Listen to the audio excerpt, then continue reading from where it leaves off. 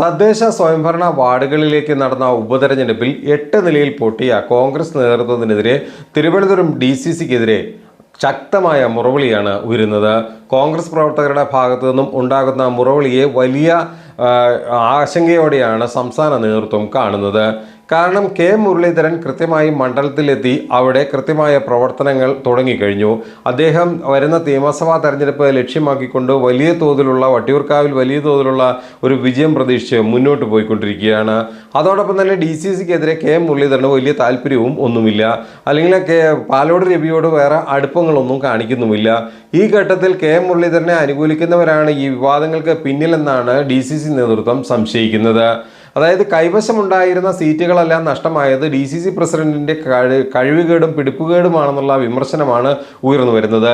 ജില്ലാ പഞ്ചായത്ത് ഡിവിഷനും പഞ്ചായത്ത് വാർഡുകളും അടക്കം 4 എണ്ണമാണ് LDF പിടിച്ചെടുത്തിട്ടുള്ളത്. തിരുവനന്തപുരം മണ്ഡലത്തിൽ DCC പ്രസിഡന്റ് പാലോട് രവിയുടെ ജന്മനാടായ പെരിങ്ങാമലയിൽ പോലും കോൺഗ്രസ് തകർന്നടിയുന്ന കാഴ്ചയാണ് കണ്ടത്.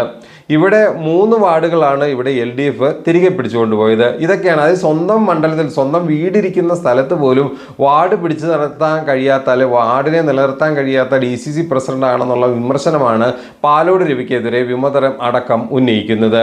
കരുവാരം പഞ്ചായത്തിൽ UDF സ്ഥാനാർത്ഥി 3ാമതായതും ക്ഷീണമായി. തൃശ്ശൂരിലുണ്ടായ മുരളീധരനുണ്ടായ അതേ അനുഭവമാണ് കരുവാരൂർ പഞ്ചായത്തിലെ UDF സ്ഥാനാർത്ഥിക്കും സംഭവിച്ചത്. മറ്റു സ്ഥലങ്ങളിൽ LDF 1ാം സ്ഥാനത്ത് 2ാം സ്ഥാനത്ത് മറ്റു പാർട്ടിക്കാരും 3ാം സ്ഥാനത്തേക്ക് UDF സ്ഥാനാർത്ഥി കൂപ്പുകുത്തുന്ന കാഴ്ചയും കണ്ടു. ഇതോടെ വലിയ തോതിലുള്ള വിമർശനമാണ് DCC നേതൃത്വത്തിനെതിരെയും മറ്റും ഉയരുന്നത്. DCC പ്രസിഡന്റ് അടക്കം നേതൃത്വത്തിൽ നിന്ന് മാറാതെ മറ്റു മാർഗമില്ല എന്നാണ് കോൺഗ്രസുകാരിലെ പ്രധാനപ്പെട്ട അവരുടെ വാദം. നേരത്തെ പെരിങ്ങാമലയിൽ കോൺഗ്രസിൽ നിന്ന് കൂട്ടരാജി ഉണ്ടായപ്പോൾ ഉത്തരവാദിത്തം ഏറ്റെടുത്ത് രാജിവെക്കുന്നതായി DCC പ്രസിഡന്റ് പ്രഖ്യാപിക്കുകയും പിന്നീട് പിൻവലിക്കുകയും ചെയ്യുകയായിരുന്നു. അതായത് പാലോട് രവി അന്ന് പെരിങ്ങാമല സംഭവവുമായി ബന്ധപ്പെട്ട് വലിയ തോതിലുള്ള ഒരു നാടകമാണ് അവിടെ നടത്തിയത്. ഇപ്പോൾ ഇത് പിൻവലിക്കുകയും ചെയ്തിരിക്കുന്നു.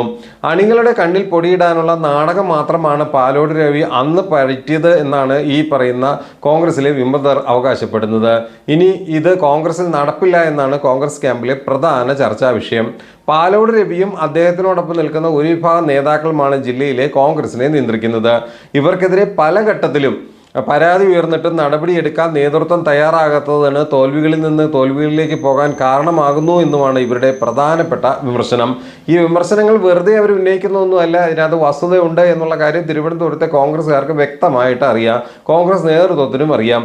ഈ സംഭവത്തിൽ KPCC വലിയ തോതിലുള്ള ആശങ്കയും ഇപ്പോൾ പുലർത്തിയിട്ടുണ്ട്.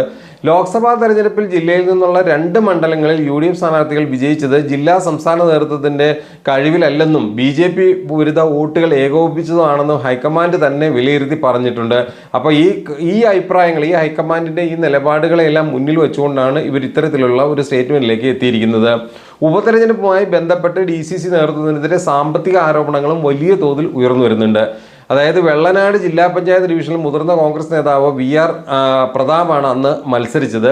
1 ലക്ഷം രൂപയാണ് DCC തെരഞ്ഞെടുപ്പ് പ്രവർത്തനത്തിന് നൽകിയത്. എന്നാൽ ഉപതെരഞ്ഞെടുപ്പിന്റെ പേരിൽ DCC 30 ലക്ഷത്തിലധികം രൂപ പിരിച്ചെടുത്തു എന്നാണ് കോൺഗ്രസ് ക്യാമ്പിലെ തന്നെ സംസാരം. നോക്കൂ, 1 ലക്ഷം രൂപയ്ക്ക് വരേണ്ട സ്ഥാനത്ത് 29 ലക്ഷം രൂപയുടെ കൂടുതൽ വന്നിരിക്കുന്നു. അതായത് 30 ലക്ഷം രൂപയുടെ വലിയ ഒരു തട്ടിപ്പ് നടത്തി DCC നേതൃത്വം എന്നാണ് അവിടുത്തെ കോൺഗ്രസ് പ്രവർത്തകർ തന്നെ പരാതിപ്പെടുന്നത്.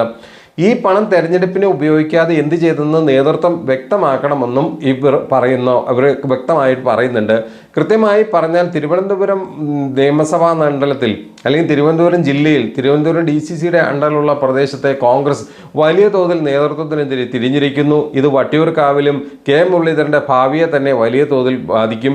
ശശി തരൂർ MPയുടെ തെരഞ്ഞെടുപ്പ് നടന്ന കാലഘട്ടത്തിൽ പോലും പോളിംഗ് സ്റ്റേഷനിലെ ഒരു ഏജന്റിനെ പോലും ഇരുത്താൻ തയ്യാറാകാത്ത, അല്ലെങ്കിൽ ഇരുത്താനില്ലാത്ത അവസ്ഥയായിരുന്നു അന്ന് പാലോട് രവിക്കും സംഘത്തിനും ഉണ്ടായിരുന്നത് എന്നുള്ള വസ്തുതയെല്ലാം നമ്മൾ കണ്ടതാണ്. ഏതായാലും വരാൻ പോകുന്ന തെരഞ്ഞെടുപ്പിലെല്ലാം കോൺഗ്രസിന് തലസ്ഥാന നഗരി വലിയ തിരിച്ചടി നൽകും എന്ന് തന്നെയാണ് അവിടുത്തെ ഇടതുപക്ഷ നേതാക്കൾ അടക്കമുള്ളവർ പറയുന്നത്.